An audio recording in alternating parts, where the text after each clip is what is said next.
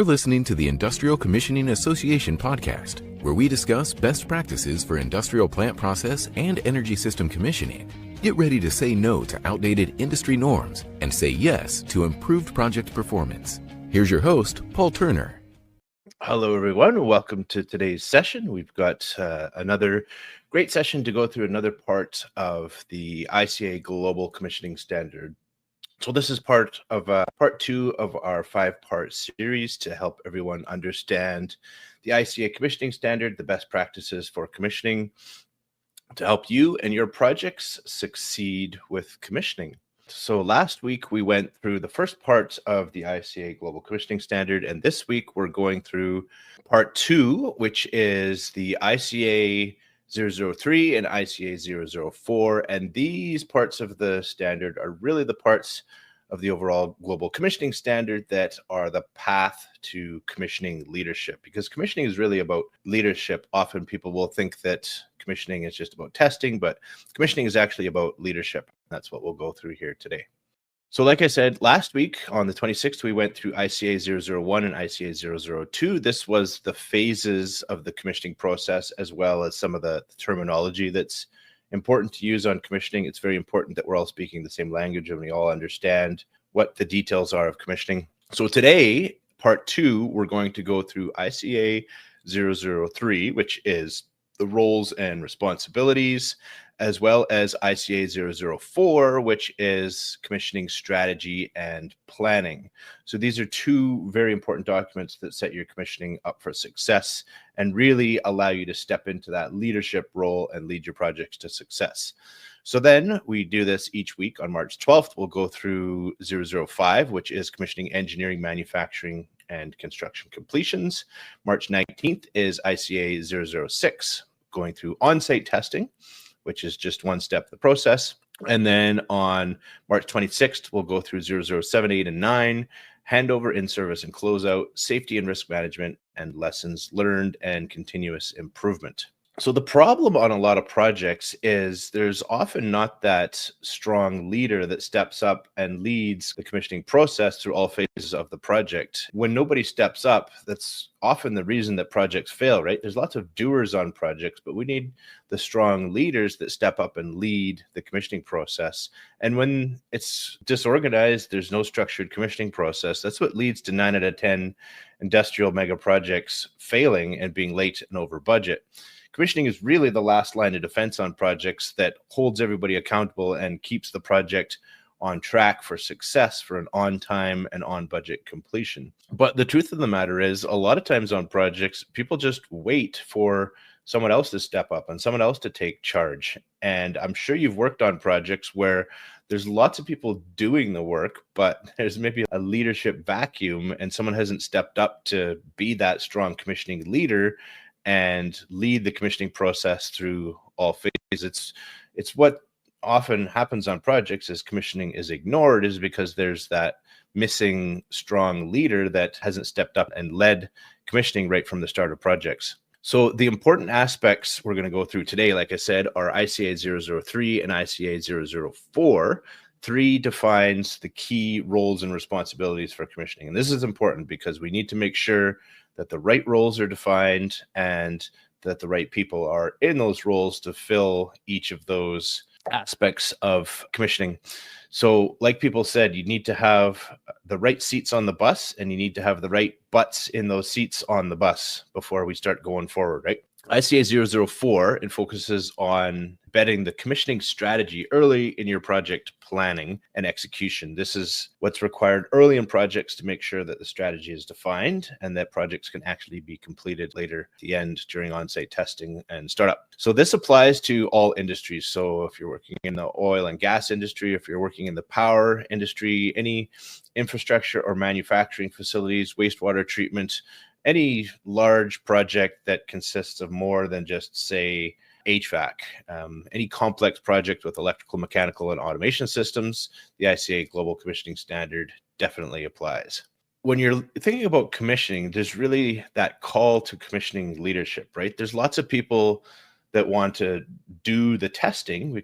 And we need those roles on projects. We need people to be the instrument techs. We need people to do the HVAC test and balance. We need people to do electrical startups and mechanical startups and those aspects. But what projects really need is that strong leader to step up and be the leader of all the commissioning doers, all the people doing the testing, right? And the commissioning leaders who step up and lead projects, those are the projects that win, is because they have a strong commissioning leader to lead projects to success. Every project that I've ever worked on that's been successful, it has that one common factor, is that there's that strong commissioning leader who took ownership of the commissioning process and led projects to success. And leadership is not a title. It's that one that understands the commissioning process and steps up and makes that choice to be the leader and lead the projects to success. So when we're talking about roles and responsibilities, it's really important that we define that leadership role, and that you're the one that takes that ownership, steps up, and is that strong leader to lead projects to success.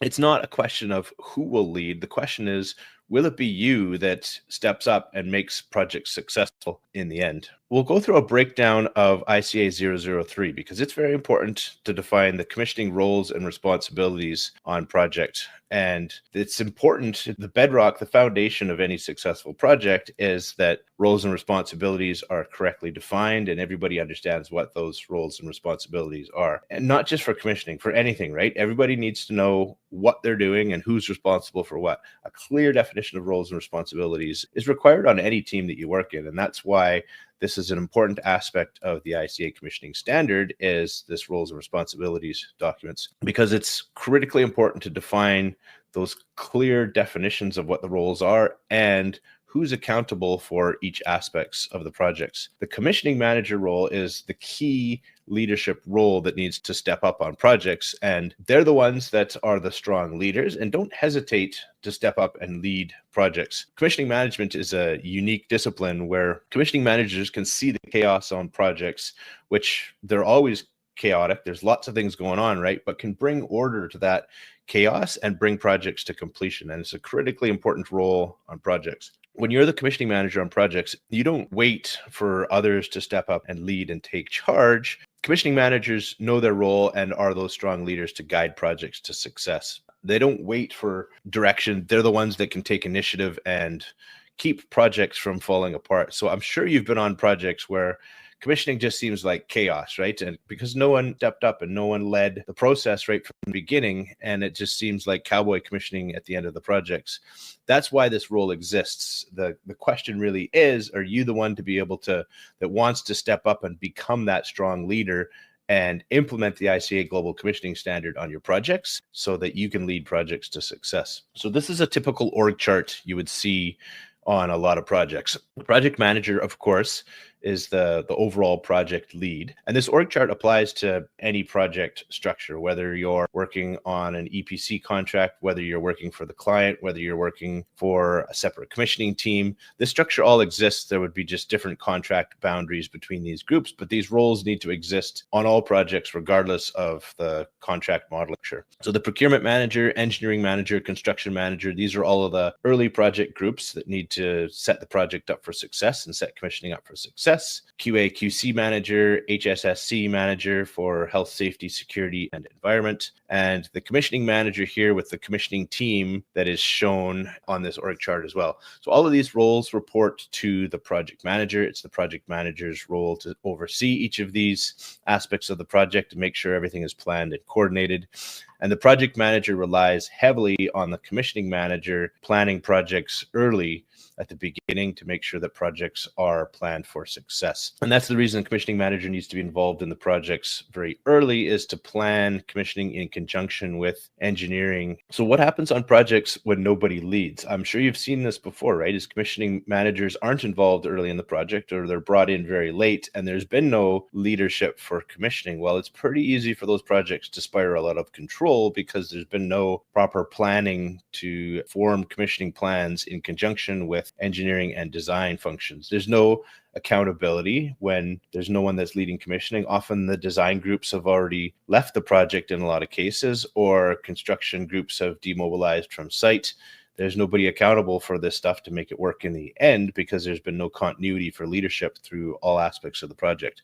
Everyone blames everybody else, right? You've been on projects where it's just everybody's pointing back and forth as it's the other guy, right? And it's pretty easy for budgets to explode when nobody takes responsibility. Why is there a lack of leadership on projects? Why don't most people step up and become those leaders? Well, what holds a lot of people back is maybe they feel that they don't know enough, that commissioning is complex and they don't have enough depth of technical knowledge or understanding of the process and are unable to or don't feel comfortable with stepping up to be that strong leader.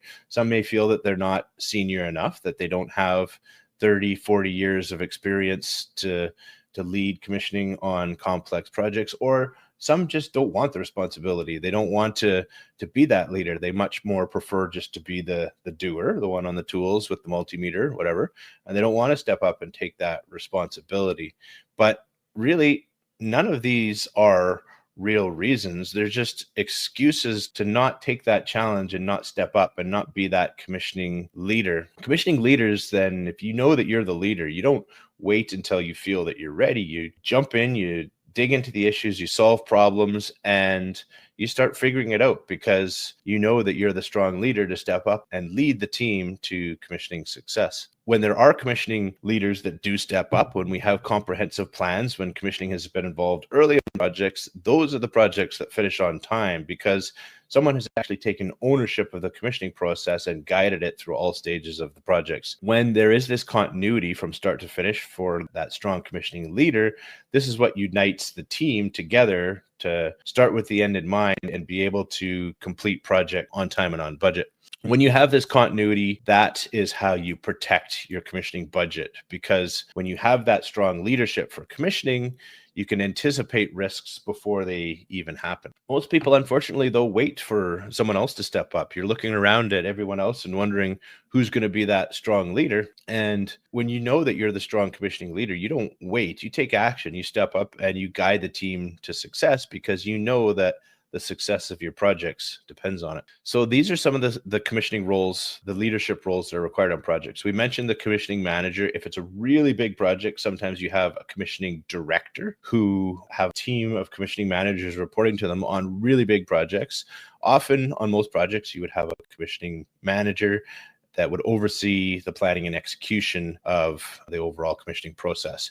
Project manager, of course, they're integral to the commissioning success because they're responsible for not only just commissioning, but also the design and construction aspect of well. And the project manager must make sure that commissioning is integrated into all phases of the project right from the start. Quality manager is an important role because they're the ones overseeing construction aspects and making sure that construction meets the requirements needed for successful commissioning, as well as the HSSC manager. Of course, risk and safety is an important aspect of commissioning. We must make sure that everything we're doing is safe, and close collaboration between the commissioning manager and the HSSC manager is required for successful commissioning. Then again, there are the commissioning execution roles, right? These are the ones that are doing the commissioning. So it may be commissioning engineers out in the field that are doing the testing and verification, or overseeing others that are doing the testing and verification, the commissioning technicians. These are the hands-on execution of the commissioning tasks that have been defined in checklists and procedures. And then, of course, operations is an integral part of commissioning as well, to have operations embedded as part of the commissioning team for operation of the equipment through startup to get ready for ongoing operation and maintenance. And then there are some commissioning support roles, of course. It's very much a team effort.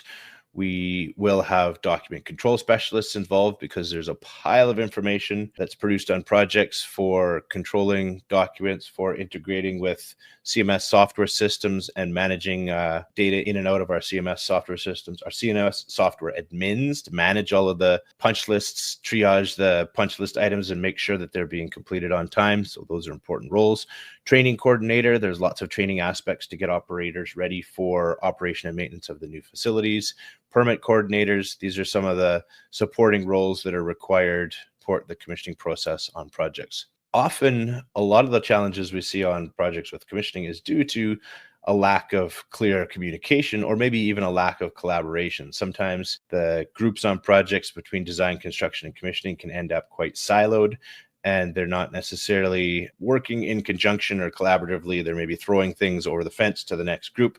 We want to break down those barriers and have everybody communicating and collaborating in an effective way to guide project success. And the bedrock foundation of that is to define the roles and responsibilities that are required on projects, and then foster that clear communication between all of those groups. Sometimes when projects don't have that strong leader, there's nobody that's stepped up to be the strong commissioning manager to lead projects, then this is when some of the challenges exist, where there's misaligned goals. If we're only focusing on design, if we're only focusing on construction, and we're not focusing on the overall project success, including commissioning, then we end up with misaligned goals or unclear communication processes to make sure that everybody's working collaboratively. A lot of the digital platforms that exist out there now help facilitate the sharing of information, and we need to be leveraging these tools to make sure that everybody has what they need. Nobody likes meetings on projects. Often there's too many meetings, but it's still a very important collaboration tool to make sure that everybody has up-to-date information on a weekly cycle, getting the right progress updates, and has the right information in hand to do their jobs correctly. All right, so that was a bit of an overview of some of the roles and responsibilities that are defined in 003. Definitely get a copy of the standard, because everything is defined in detail in there, all the roles and responsibilities, a detailed description of each one, and you can see the roles and responsibilities that need to exist on your projects. Now, it is going to scale, of course, if you're working on a very big project or a medium to smaller size projects, then you're going to scale your org chart up or down, right? In some cases, maybe you have a very large project and you've got disciplines that would be for mechanical engineering, say related to large rotating equipment. Mechanical engineer, there might be a role for that. HVAC, commissioning engineer, and mechanical systems, mechanical engineer. Maybe you've split that into 3 roles. On a small project, you may have that all one individual single responsibility. So it depends on the size of your project, how big you're going to scale up or scale down your project org chart. All right, so let's move on to the next one for ICA 004. This is commissioning strategy and planning. And this has been missing in a lot of commissioning standards. In every commissioning standard that I've seen is the early aspects of commissioning for planning. Often, in all cases, the commissioning standards you may have seen in the past, they talk about construction completions and on-site commissioning going forward at that point in time, missing all of the early activities that are required for commissioning strategy and planning that take place during project concept and during feed stages. So the ICA commissioning standard is the first standard that defines what early commissioning involvement actually means. And it's no wonder that there's been a misconception that commissioning is just testing at the end, when that's all the standards have ever defined is construction completions onwards on projects. So definitely get a copy of ICA 004 so you can see the missing parts of commissioning standards and see what early commissioning involvement actually means. You can use this one, particularly 004, as a tool when you're talking about commissioning to others on the project that maybe aren't as familiar with commissioning, and use this as a tool to explain to them why you're asking for some of these early aspects on projects, and help them understand and explain what early commissioning involvement actually means, because it's very important that we're engaging commissioning early on projects so that we're planning for commissioning success. On a lot of projects, I'm sure you've been involved in projects before where commissioning has been involved late on projects. Maybe partway through construction is when commissioning folks get involved, and this significantly increases risks and can have a lot of costly rework, because it's not fair to the construction groups to tell them last minute on what the definition of construction completions is. If you're only telling the construction folks partway through construction how they need to finish, well, they've already made plans, they've already procured equipment, they've already engaged large workforces, and to come along and tell them to shift gears and go in a different direction for the sequence of construction completions, that never goes well. That's why that needs to be defined up front in contracts, and that's why we need to have early commissioning involvement on projects to plan for those aspects and make sure that contracts are written correctly for construction completions. It's really about proactive commissioning, right? We need to be integrating our planning processes early in projects to reduce risk and take advantage of the cost savings and the value that commissioning allows. When we're planning commissioning in conjunction with design and construction, it's really aligning the goals of those three large groups on projects to make sure that everybody's working towards in the same direction and everyone has a clear vision of what success looks like during commissioning. It allows informed decision making right from the project outset. Is when you have this commissioning information embedded in projects early, it allows some early project decisions, say from a design or procurement aspect, that align things for smooth commissioning at the end of projects. It's really about aligning all aspects of the project so that we can have enhanced project outcomes for improved cost and schedule at the end of projects. So the commissioning leaders who plan early, these are the project leaders who win and succeed at delivering projects on time and on budget. The ones that don't, though, when they're only scrambling at the end, when their commissioning hasn't been involved early in projects, these are the projects that fail. And in fact, 9 out of 10 projects are late and over budget because of this exact reason. Project leaders that are involved early, they're the ones that anticipate problems before they even happen and can prevent costly delays. The projects that fail, though, are the ones that don't take commissioning seriously until it's too late on projects. And I'm sure you've worked on these projects where it's been a scramble at the end. And this is why you need to be the one to bring commissioning into the project right at the beginning from day one to guide projects to success. The primary document to do that, as defined in ICA 004, is the project commissioning plan. The PCP is a key input to your overall project execution plan. And this is the document that defines your commissioning strategy and defines all the commissioning activities, the roles, and all the responsibilities of how you're going to be able to guide commissioning to success. This is really the overarching document. It doesn't necessarily have all of the details, the detailed execution plans at this point, but this document, the project commissioning plan, has the high-level strategy to ensure that all the systems are aligned and everything is going to be commissioned safely, efficiently, and on time so that the project is structured for commissioning success right from the beginning. And this is when we're talking about early commissioning involvement, this is during your commissioning concept stage, even before your financial investment decision has been made, and certainly during your feed stage for early project planning. We need to be aligning engineering, procurement, and construction so that we achieve successful commissioning later, and that we're planning for a systems-based turnover versus area-based construction. When commissioning is an afterthought, often projects will always start with area-based construction, but if there isn't a strong plan to transition from area-based construction to systems-based completion, then that process isn't going to happen on its own. It needs to be properly planned in advance in contract so that everybody knows the expectations of how that's going to take place. And the only way to do that is with early planning in projects so that you can prevent delays and ensure that safety and operational goals are met. The second key aspect next to the project commissioning plan is your DOR, your Division of Responsibility Matrix.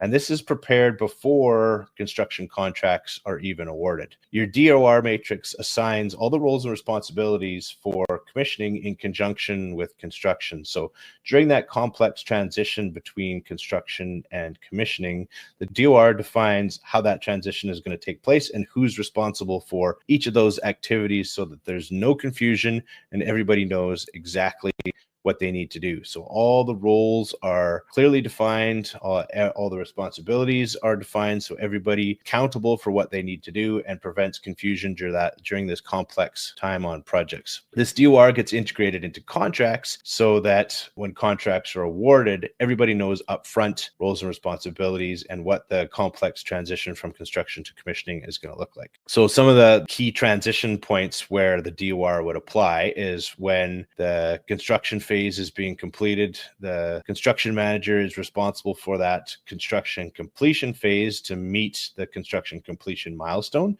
and then transition from the construction team to the commissioning team. During the commissioning phase, then the commissioning manager then becomes responsible for system verification, and your DOR defines transition between these 2 points in time. This is a very key input that's required for construction procurement, because without this focus on commissioning, it's easy to choose the wrong contractor that isn't able to meet a systems-based completion. And when you look back on a lot of the commissioning challenges that exist on projects, 80% of commissioning failures can be tracked back to some sort of bad procurement decision that was made early on projects, where groups weren't selected correctly or underqualified groups were selected and they can't meet the needs of what's required for commissioning. So commissioning involvement early to prepare the DOR and provide this into contracts is critically important to make sure that we're selecting groups that can actually meet the needs of what's required for commissioning. If this isn't taking place, then you're just going to end up at the end of your project fighting fires and trying to prevent delays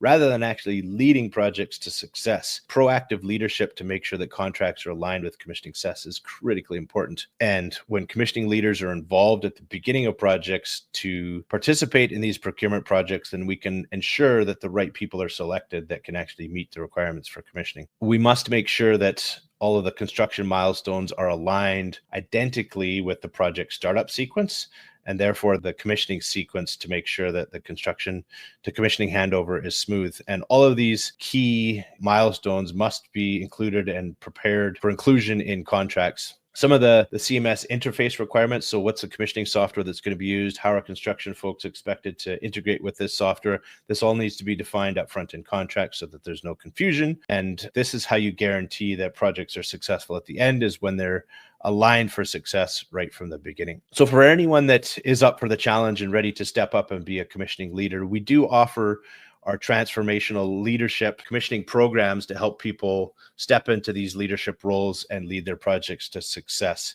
We do offer training on our ICA compliant commissioning processes. You can implement these on your projects and really transform you and your project for maximum commissioning efficiency by showing people what this leadership role looks like and how you can become the leader that projects need to lead projects to success. So we have our intermediate commissioning leadership program.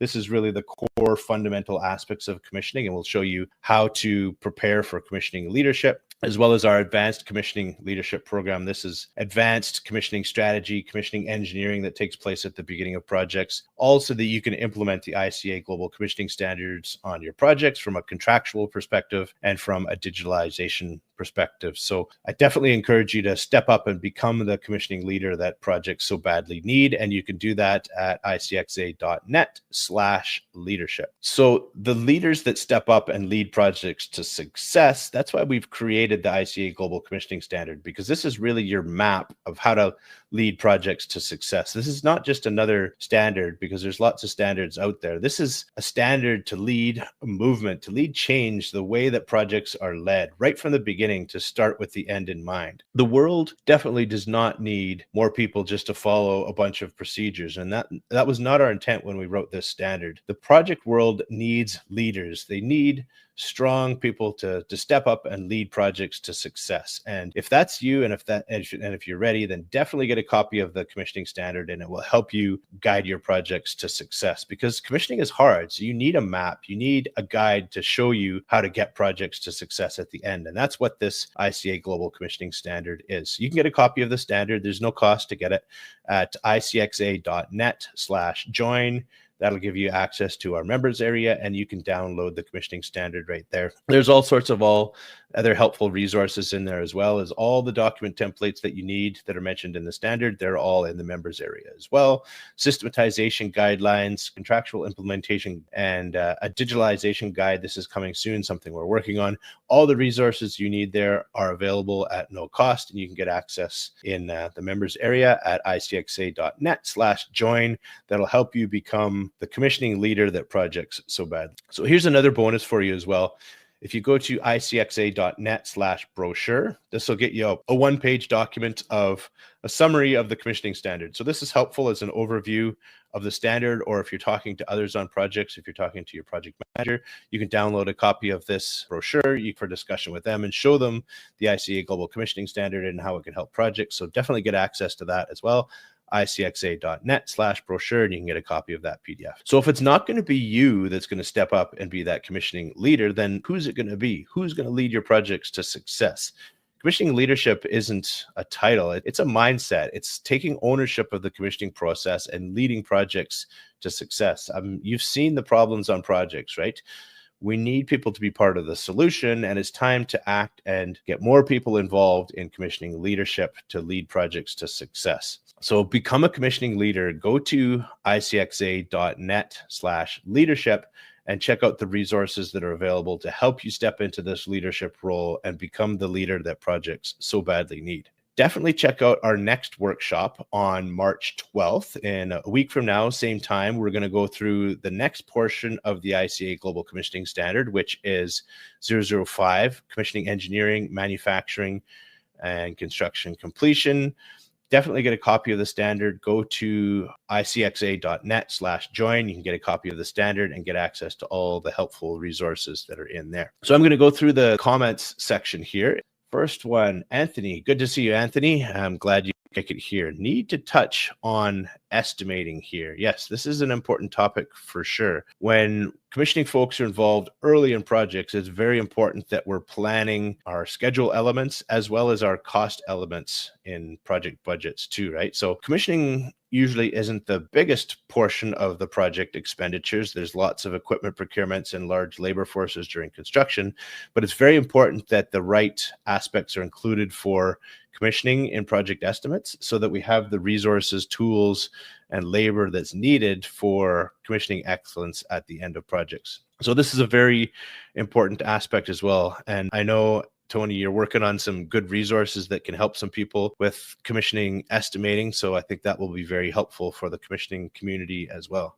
Would it be possible to download the recorded video? Absolutely. Yep. So this is being live streamed on LinkedIn and on YouTube. You can get a copy of the replay in either of those locations. Maybe the easiest is go to our YouTube channel, look for Industrial Commissioning Association, and you'll see this live session recorded on there. You can access it anytime you want on there. Like you can even download it from YouTube if you want. So yep, you can definitely get access to the recorded video. Early involvement of systems completions and commissioning requires proper support from the top, of course. It starts with the mindset and budgets. Yep, that is absolutely true, right? And it's also a huge challenge is people often view commissioning as testing at the end and don't understand that this is a commissioning process to be managed on projects.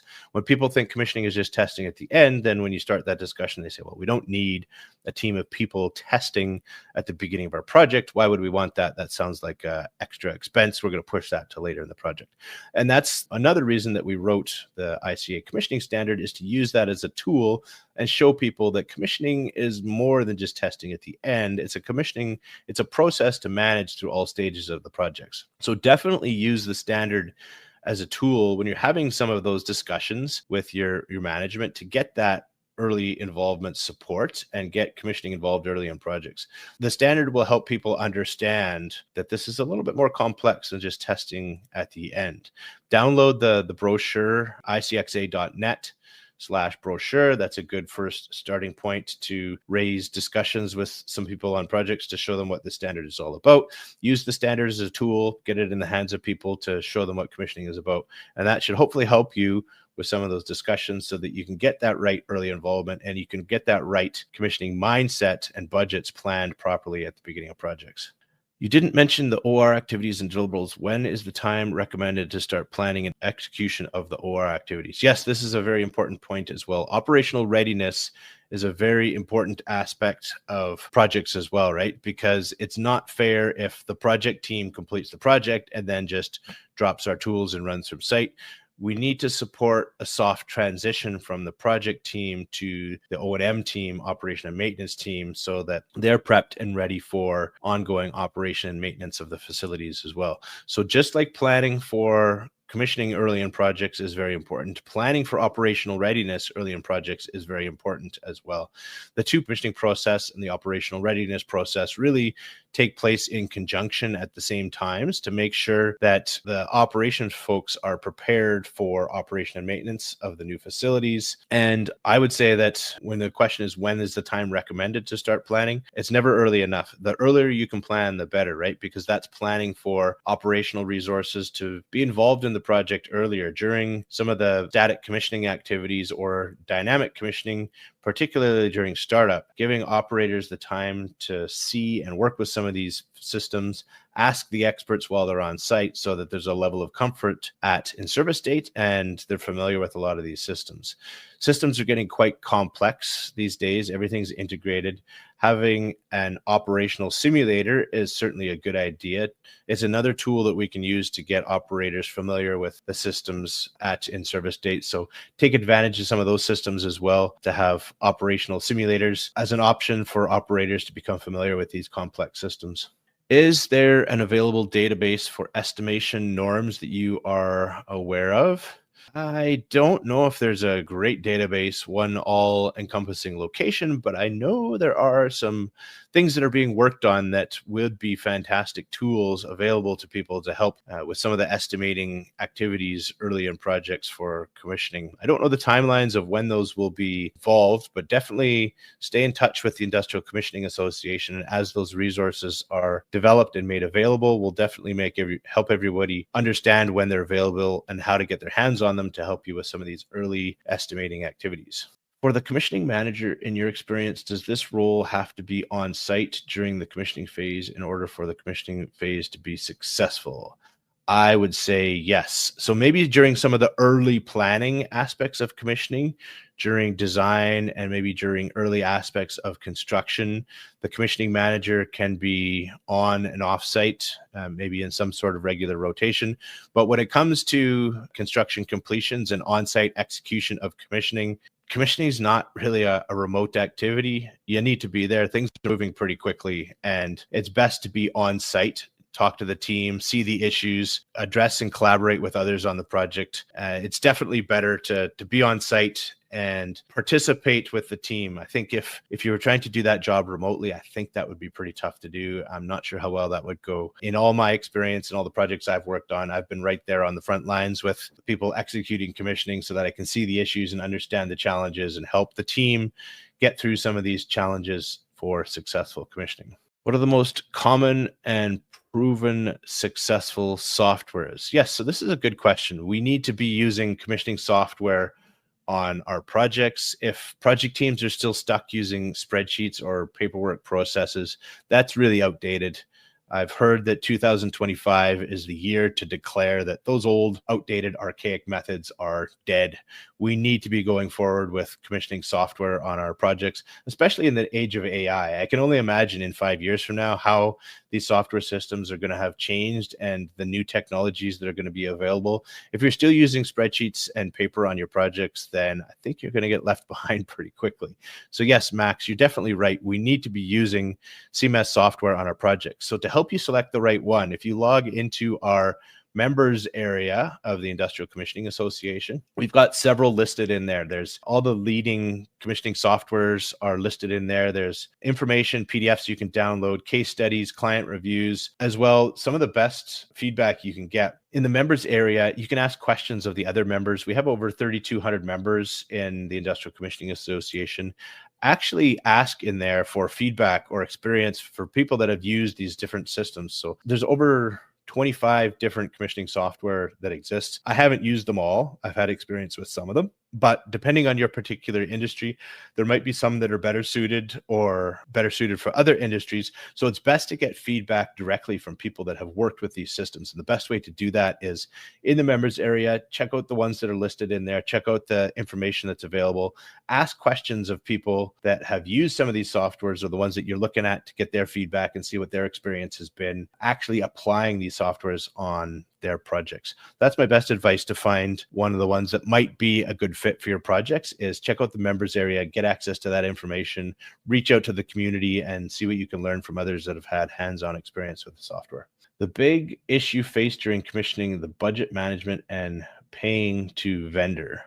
That can sometimes be a challenge for sure. I haven't found that the commissioning budget is a large portion of the overall project budget. However, delays during commissioning is where the expense really accumulates. So what's the standard value is a commissioning budget is typically maybe 3, 4, 5, 6% of the overall project budget. It's not the biggest part of the budget, but each of those days of commissioning are extremely valuable due to the project burn rate. So I've worked on projects that have had a $5 million daily burn rate. So you need to have pretty precise commissioning execution when each day costs $5 million. And those delays during commissioning can easily outcost the original commissioning budget that were no fault of commissioning. That's why it's very important that commissioning is planned early in projects for design and construction to make sure that everything is integrated properly at the end during commissioning to avoid these expensive delays during commissioning. Absolutely. Yeah, you mentioned commissioning delays there. That's the biggest challenge, right? And where those delays often get attributed to is to commissioning, even if it was a problem from an earlier design aspect or an earlier construction aspect. That's why it's critically important to plan this right from the start. PECI is close for budgeting commissioning, but depends on the market. Yes, absolutely. So I'm not familiar with PECI for commissioning budgeting, but for anybody that wants to check that out, and maybe it will be helpful. I will add that some of these early commissioning aspects are the most important and will determine your commissioning success. If you're skipping these early parts of commissioning, then I'd say there's a low chance that you can be successful in the end. We need to be properly planning our projects right from the beginning, and the ICA Global Commissioning Standard is the method to do that. Get a copy of the standard because it's available to everyone. It's available for free, and it's there to help you plan and execute your projects. And if you want to get more in depth to get up to speed quicker and become that leader that projects need from a commissioning perspective, then definitely check out our leadership programs, and we'll get you advanced in the commissioning methodologies to plan your projects for success a lot quicker to help you succeed with your projects. We'll be doing this next week again, same time, same location. We'll be going through the next portion of the standard ICA 005. Commissioning engineering is a critically important aspect of planning for projects as well, because this is where we're actually planning the details of commissioning. This is our commissioning execution plan. This is planning all of the precise details required for checklists, for procedures, for early aspects that are required during construction, planning our systematization and our construction completions. This is where we really get into the meat of the commissioning process and make sure that all the precise details are planned in advance so that projects can be completed successfully. All right. Thanks, everyone, for joining, and I'll see you again next week. Thanks for listening. To become a member of the Industrial Commissioning Association, visit icxa.net. Members get access to commissioning standards, procurement specifications, commissioning training and certification, plus many more specialized resources to help you with commissioning of your industrial plant process and energy systems. Visit icxa.net for more information.